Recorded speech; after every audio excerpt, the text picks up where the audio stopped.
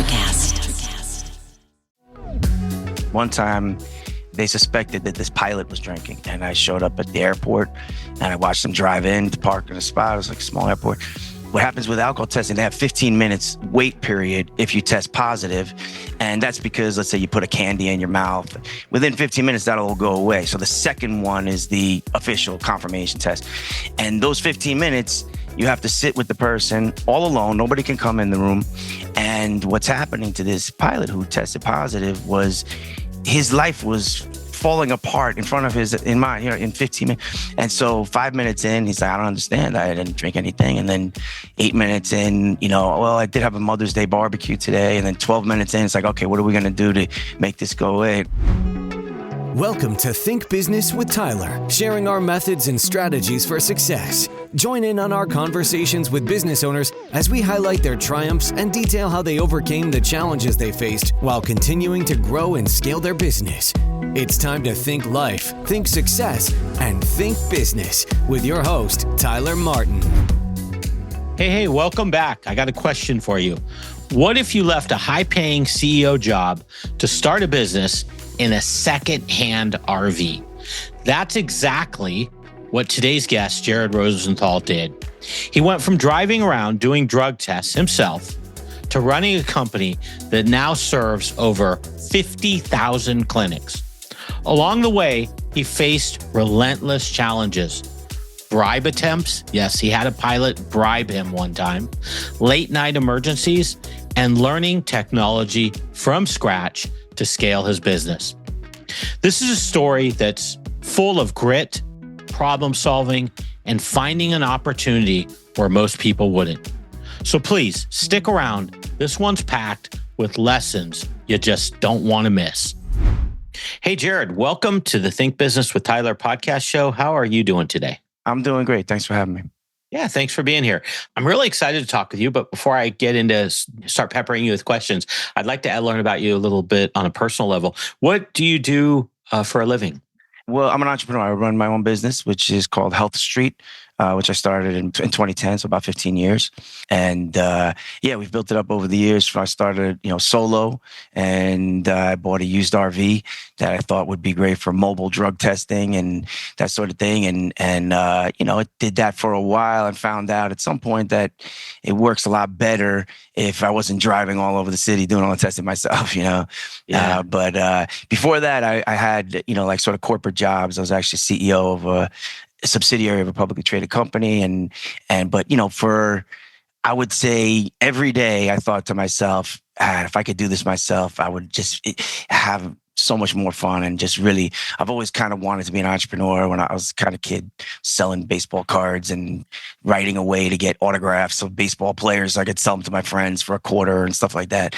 Ever since I was 8 years old, and I've always been thinking about that. And so I finally, I went corporate for about 15 years, and then I decided, let me do this on my own. Very cool. So what about, I got a bunch of questions just from that little part you just mentioned, but before I get into those questions, what about something personal? Is there something personal you can share about yourself that maybe people don't know that well? Well, I balance my business with training. I work out. I've been doing martial arts for about 40 plus years. Wow. So about 3 times a week, get up at like 4:30 in the morning, drive up to the Bronx, work out with some friends, and then come back and go to work. Does cash flow have you down? Profit, not where you think it should be? Maybe it's the long hours. Let's meet to see if I can help. I bridge driving the financial performance of your business to hit growth and success targets. Book a complimentary meeting at meetforgrowth.com to get started now. Once again, that's meetforgrowth.com. I look forward to talking with you. And thanks for listening to the show. 3 times a week, get up at like 4:30 in the morning, drive up to the Bronx, work out with some friends, and then come back and go to work.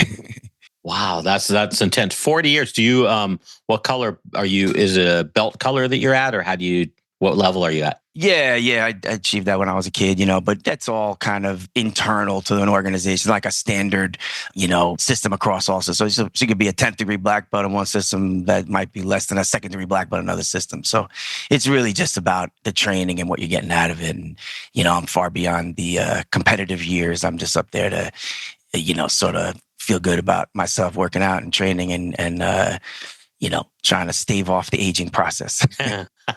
Wait till you get into the 50s. It gets exponentially harder. Do you find, as far as martial arts, do you find that how much of some of your success and your desire to go into your own business, did some of martial arts as far as like discipline and staying within yourself, did any of that play into some of the decisions you made on the business level, do you think? 100%. And I'll tell you what, I'm relentless at certain things in work. And sometimes there's a problem. Like I was never trained in technology, but I realized in about 5 years into the business that there's certain things I could do if I could figure them out myself that would make the business much better. And some days I would spend, 8 hours straight on the simplest little problem that today I could solve with no issues. And why did I do it? Why was I so relentless? And I think martial arts gave me a sort of an example where I could take something that I wasn't good at. Let's say it's throwing this kick at the head level, right?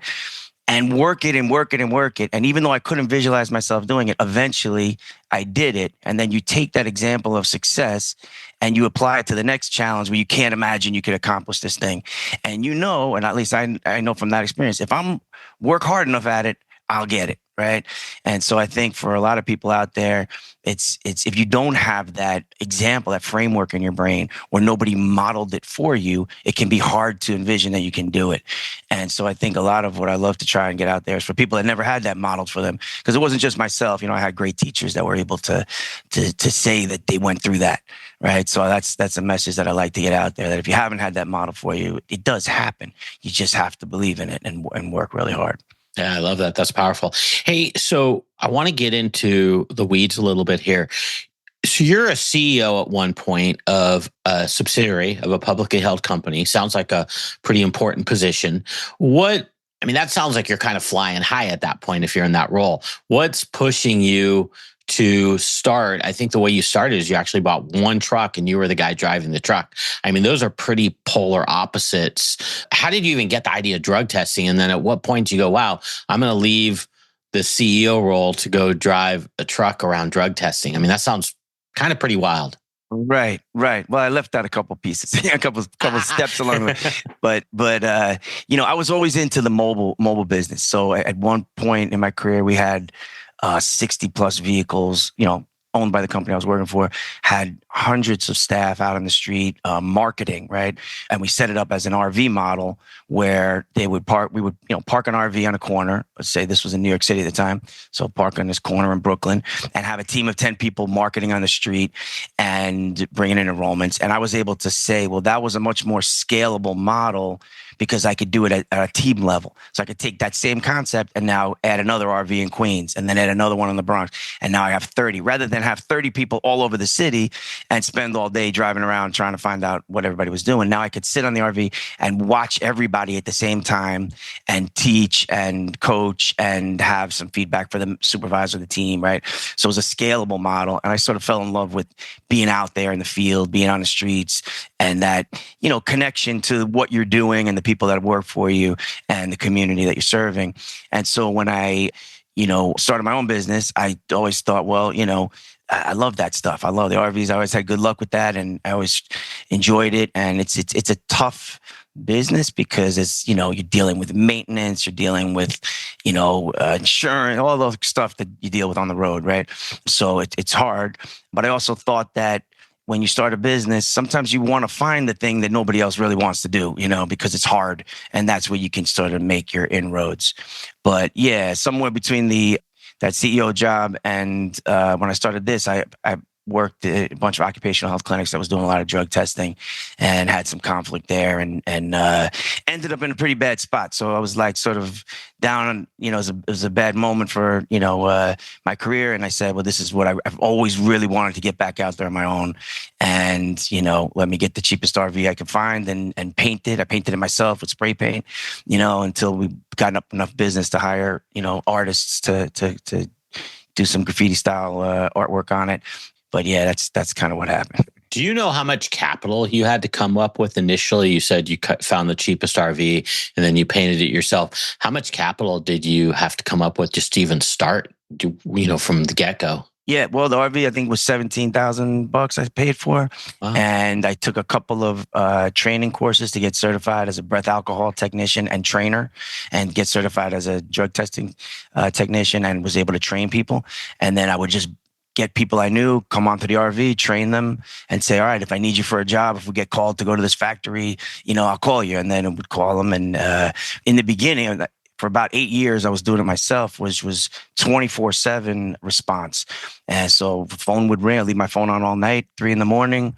There's an accident in Philly. I would say, great, drive down to Philly and come back happy, because now on my own with no boss, I made whatever it was, $500, and I come home and try to find a hamburger to eat and go sleep in my car for a couple hours, and then start figuring out how to market for the day. And I was really happy doing it. I think it sounds to me crazy now because I'm mostly doing technology and working on the app and stuff, but I really enjoyed it at the time. So help me to understand the business model a little bit. Like when you said there was a crash, who are you serving for that? Is that the government side, the police side that you're doing that testing for, or is that for the person that's part of the crash as part of their defense that they're not drunk or something? What's the model there?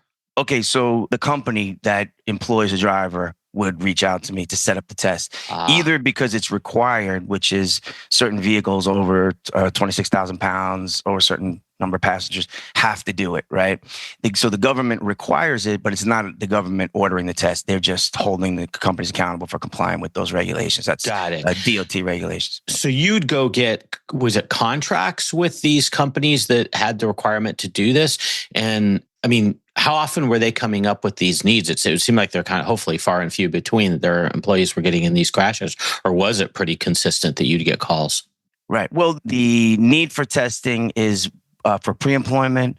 Okay. There's also random testing, right? So those are the more the high frequency ones and the lower margin ones.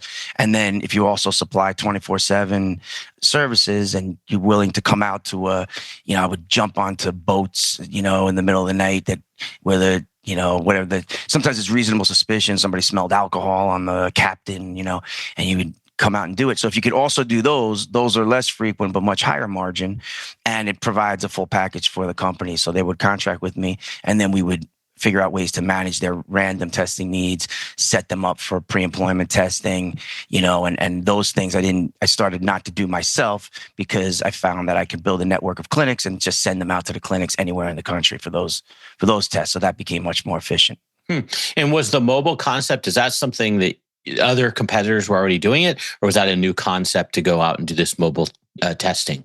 No, there are other companies that do it. Okay. It's, again, hard to find. So myself, I would sometimes have to, that same company that I was serving myself with my guys in New York, they'd have an accident in West Virginia, right? And I'd be dialing around in the middle of the night trying to find somebody that would pick up the phone and do it. So it was surprisingly, there was no national company that had nailed this, coast to coast and was available 24/7 that could do this. It's a really tough business. I think probably a bunch of people tried to do that and, got out of it because it's, the lack of sleep gets you after a while. I could imagine. I mean, I just think of these like crazy stories. Like, is there ever like a crazy story that kind of stands out from the others of when you had to go on one of these runs in terms of something you ran into? Well, you get attempted bribes often, right? Oh, And really? oh yeah, and one time, I think I could say this without keeping it anonymous, but I tested they suspected that this pilot was drinking, and I showed up at the airport and I watched them drive in to park in a spot. It was like a small airport, and what happens with alcohol testing? They have 15 minutes wait period if you test positive, and that's because, let's say you put a candy in your mouth, within 15 minutes that'll all go away. So the second one is the official confirmation test, and those 15 minutes you have to sit with the person all alone. Nobody can come in the room. And what's happening to this pilot who tested positive was his life was falling apart in front Sure. of in mine, in 15 minutes. And so 5 minutes in, he's like, I don't understand. I didn't drink anything. And then 8 minutes in, well, I did have a Mother's Day barbecue today. And then 12 minutes in, it's like, okay, what are we going to do to make this go away? And I'm just like, bro, you're going to you think I'm going to let you get on a plane to take $100? Like, are you crazy?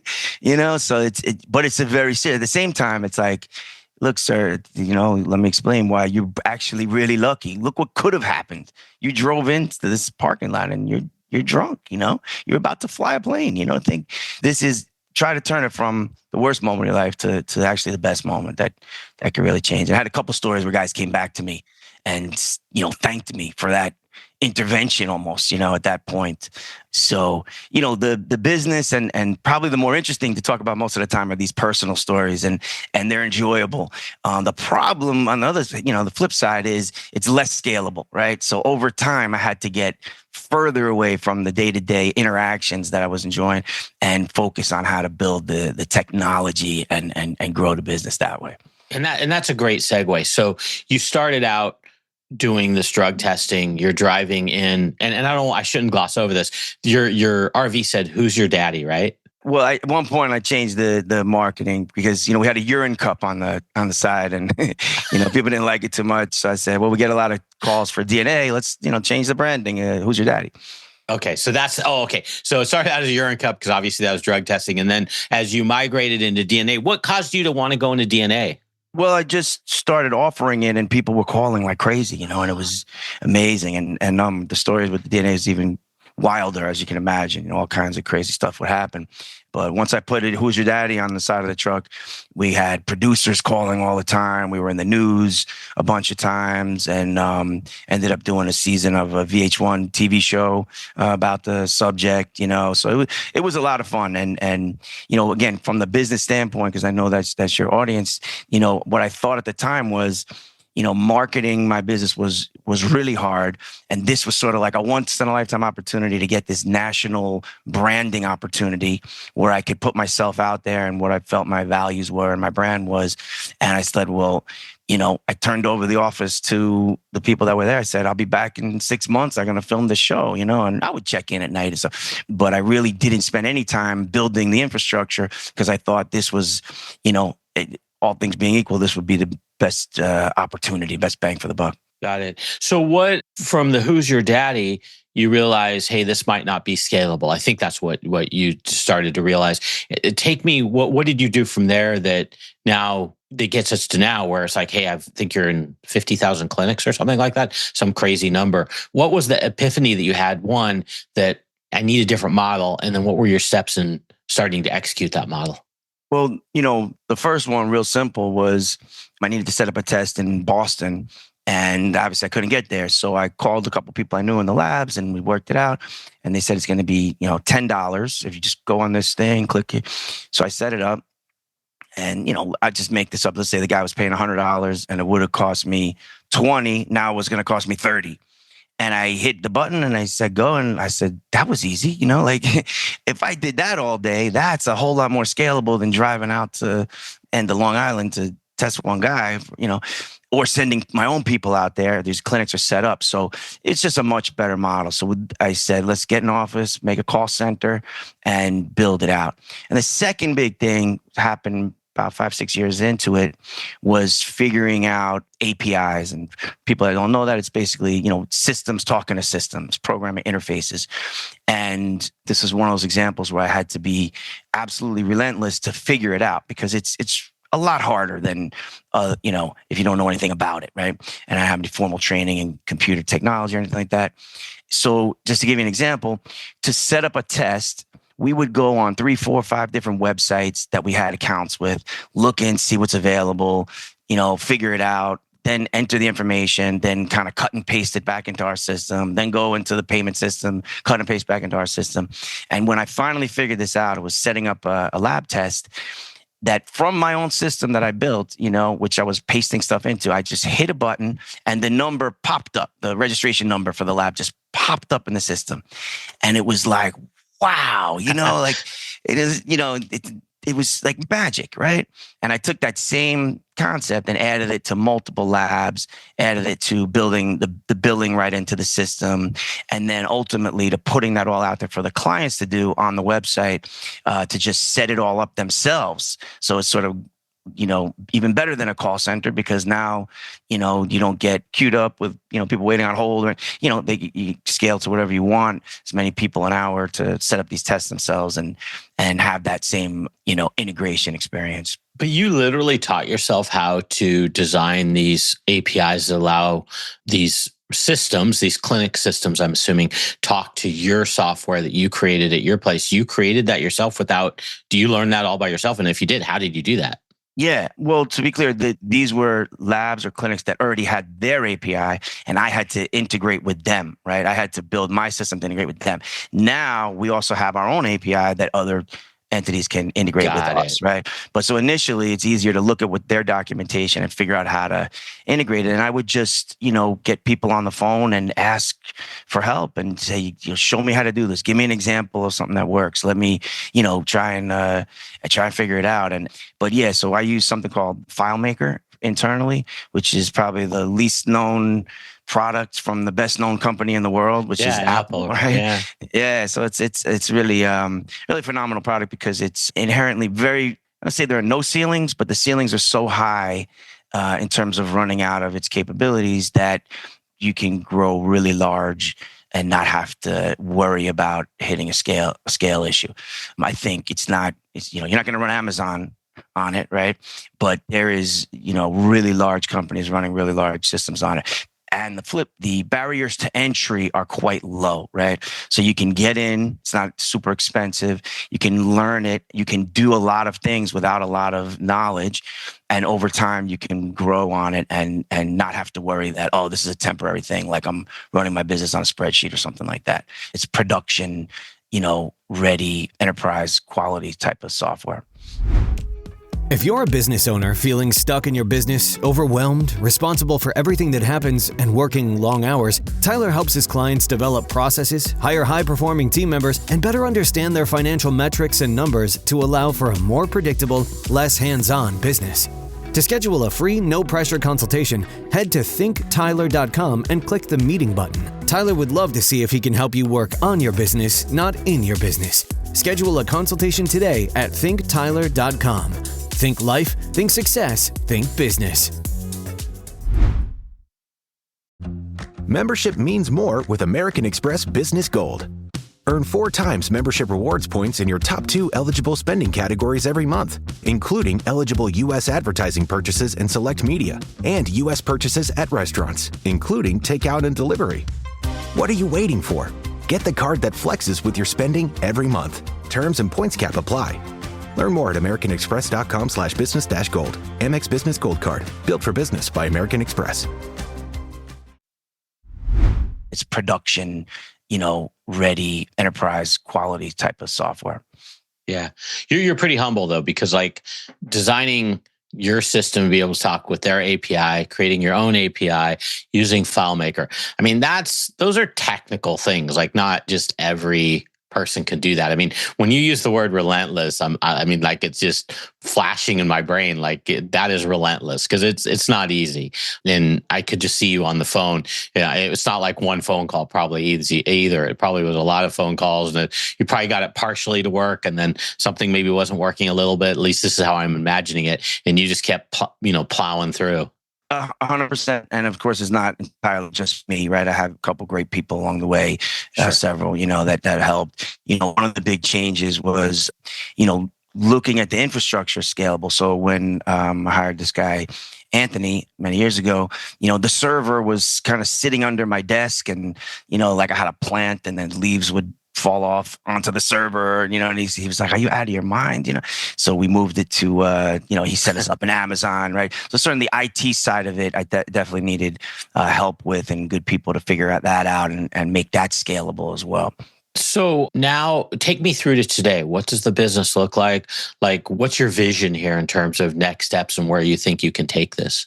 Yeah, we're trying to grow, right? And so now it's a fully functional business application that thousands of companies. I think we have this last year, 10,000 companies used it. Wow. To set up their testing. They log in. We still have a call center, so about 20% of a business goes through the call center, and 80% just online. They set up a test. They get statuses. They get results. They do background checks. Some occupational health is set up through there as well. TB testing, that sort of thing.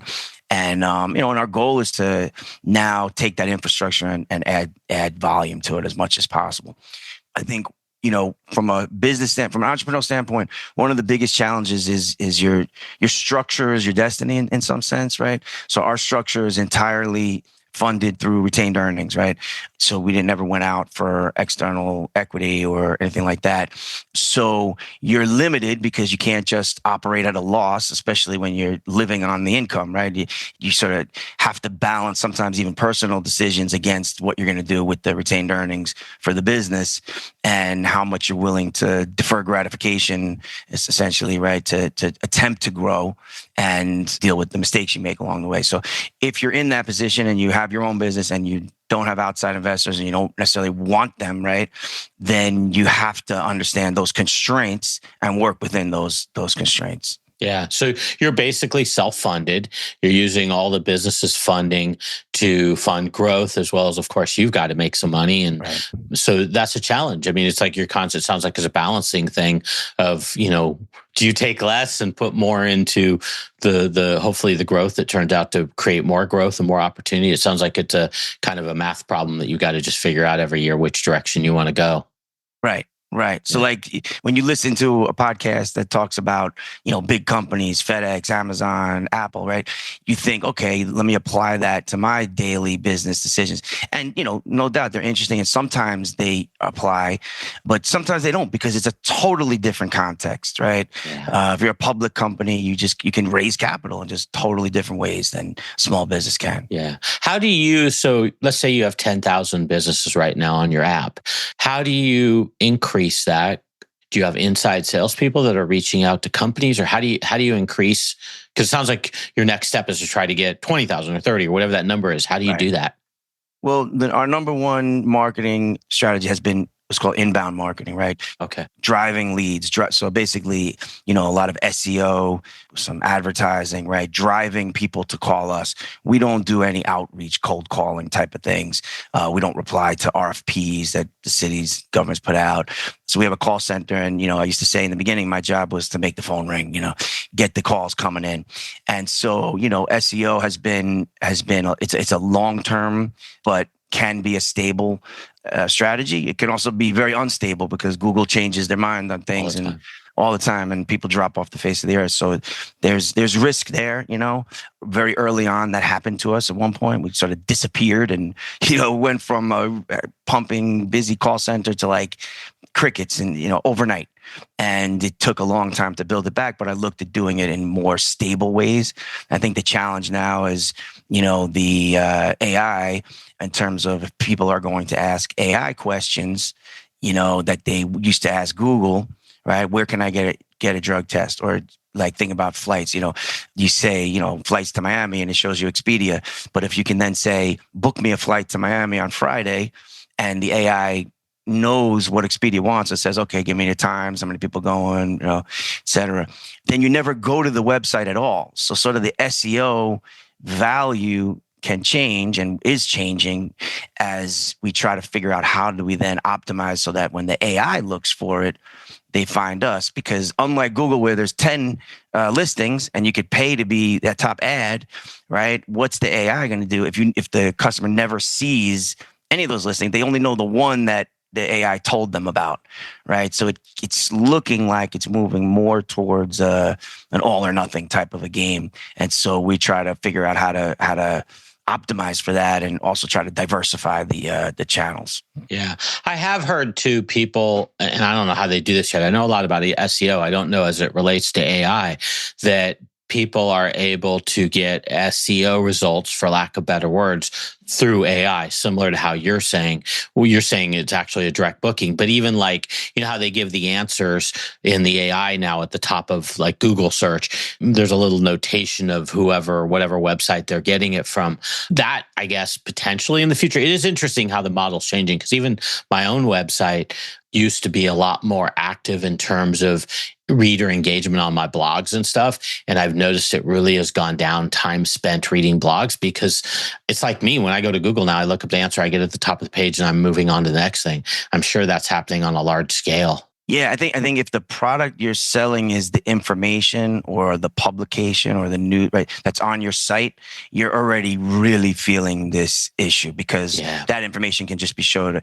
But if you're selling a product or a transaction or a service, currently they still have to get you to the site, right? But something like that API that I described earlier, they could, in theory, can just ask that, say, oh, the Health Street has an API, and say, what do you need to set up a test? And we tell them, I need the name, I need the date of birth, et cetera, right? And that can happen sort of headless, right? They never go there at all. And, that is probably going to happen at some point, because if you think about it, that's a monetization path for the AIs to start transactions, right? So I can't see why they wouldn't do that. It's just figuring out when they're going to start. So it's a little bit it's scary, but also pretty exciting, with what's going on in the world. Yeah. How come you don't do any outbound type sales or marketing? It would seem like this would be kind of potentially good for like an inside salesperson. I don't know if your contact at a company is HR, but someone like that where you'd reach out and try to develop relationships that way. I think there are, I would say all my competitors do that, right? Some of them have, scores of outbound sales folks. And what happens there is they tend towards much larger enterprises because they can justify the amount of effort it takes to get one client.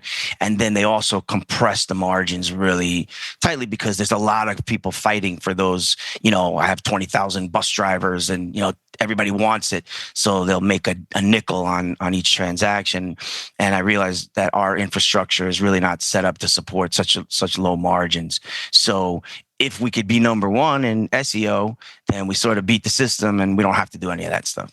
Right. Okay. I got it. So yeah, that model of quantity at really low margin would probably tax you pretty heavy as a small business, as opposed to higher returns and better quality business, basically. That makes a lot of sense. Okay, cool. One other point. I'm sorry, yeah, please. I was just going to raise one other point with that for anybody else is that, you got to know your product, and our product is very much one that when you need it, you go to look for it. And when you don't need it, you don't want to hear anything about it. Right.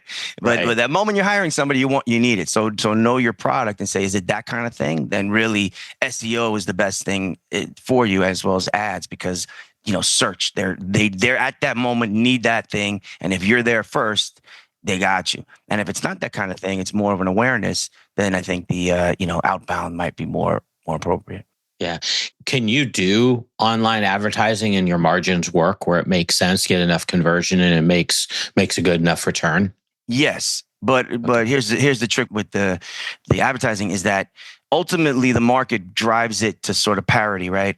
Where, just make up a number. Let's say it's $100 to get a customer and you bring in $100, right? So you kind of break even. So the way to succeed is to have a better lifetime value on the purchases that you make versus your competitors.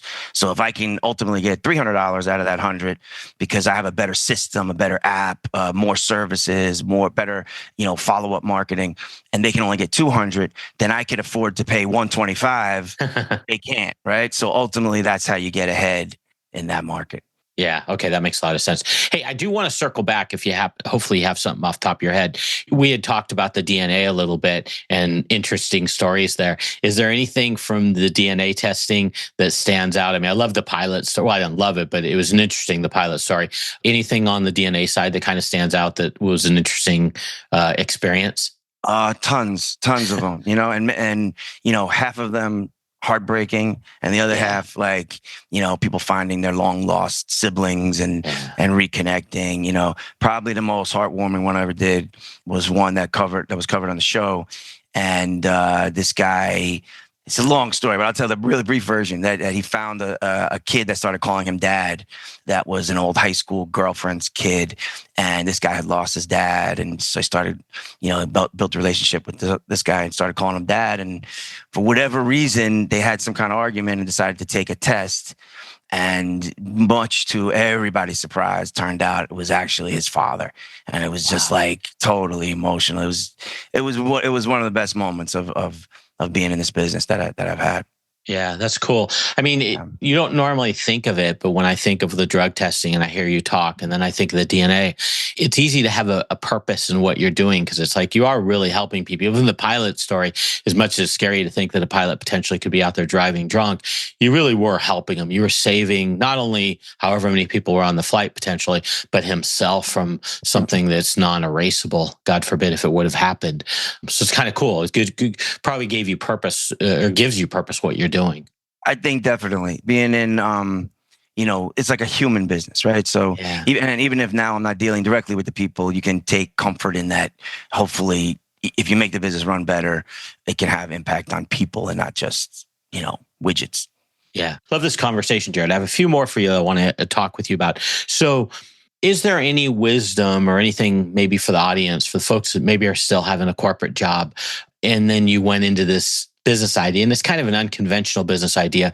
Any advice there that you would say to someone? Is there anything you learned along the way that's making that switch from corporate world to being having your own business, driving a truck? Anything you learned? Any advice? I would say if you're going from corporate to individual, you have to take out of your head that there's a lot of other people that can do a lot of things in the business. And you have to, especially if you're funding it yourself, right? You have to do those things, So I was pouring urine into a cup and sealing it up and sending it to the lab, right? Taking credit cards over the phone and while driving sometimes, unfortunately, trying to scribble it down and pull over and, crazy stuff. But you have to know that if you think that other people are just going to do that stuff for you, you're going to run into problems real quick because it's very expensive to pay for those things initially when you don't have a lot of revenue. So, as much as everybody says, the trick to management is not getting in the weeds and doing everything, that is not always the case. There's a pro and con to that. And I think what I did was do everything and then little by little get somebody to take it on so that, you don't want to get caught in that forever. You want to be able to let go of things and move on to the next. Otherwise, you'll never grow. But initially, I think it's important to have that headset that if you got to mop the floors, you got to mop the floors. Does cash flow have you down? Profit not where you think it should be? Maybe it's the long hours. Let's meet to see if I can help. I bridge driving the financial performance of your business to hit growth and success targets. Book a complimentary meeting at meetforgrowth.com to get started now. Once again, that's meetforgrowth.com. I look forward to talking with you. And thanks for listening to the show. But initially, I think it's important to have that headset that if you got to mop the floors, you got to mop the floors. Yeah, that's good wisdom. And then what about from like a mistake standpoint? Is there something in your entrepreneurial journey like I don't know if we have to call it a mistake, but just something where if you had to do over, you might do it differently? Certainly. I think I didn't appreciate sort of the singularity of Google for what I was trying to do in my business. I just knew that people were looking on Google. And so that's why I needed to figure out how to get good at it. But, you end up passing a lot of your stability over to something that's unknown. So in the old days, if you just keep taking out bigger ads in the yellow pages and you could sort of count on a consistency, and that's just gone, right? So, diversifying to more channels, I think would have been something that I should have done earlier.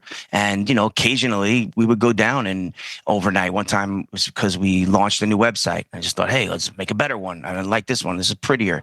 The prettier doesn't matter. It's like the old one was doing X million dollars a year.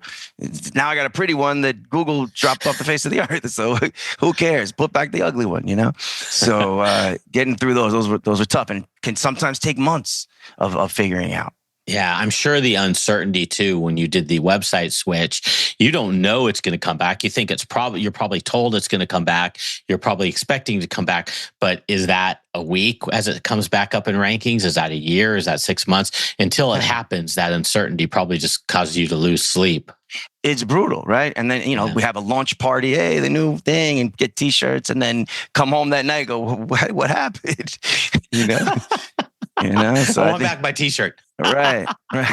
Okay, that's cool. That's a good. I appreciate you sharing that. A lot of good stuff here. Well, hey, that's pretty much what I had. Really good stuff. I love hearing your journey, and I think, man, all I can think of as I hear you talk, like that word relentless. Like, I feel like you should have a shirt that says relentless because you're like a doer, man. No, I'll paint that on the next RV.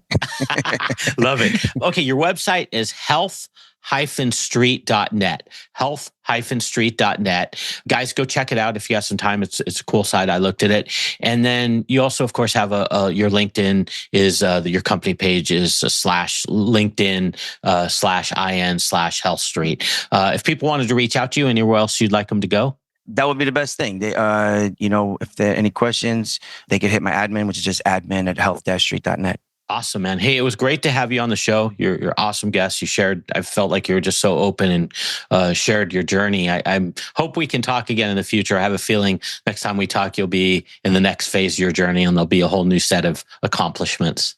Thank you so much, Tyler. It was really fun. Appreciate it. Have a good one, Jared. Take care. Okay, bye. That's all for this episode of Think Business with Tyler. But we have plenty more resources to help you in your pursuit of business excellence on our website at thinktyler.com. If you'd like to be featured in a future episode of the show, feel free to reach out to us on social media at think_Tyler. We look forward to helping you think life, think success, and think business.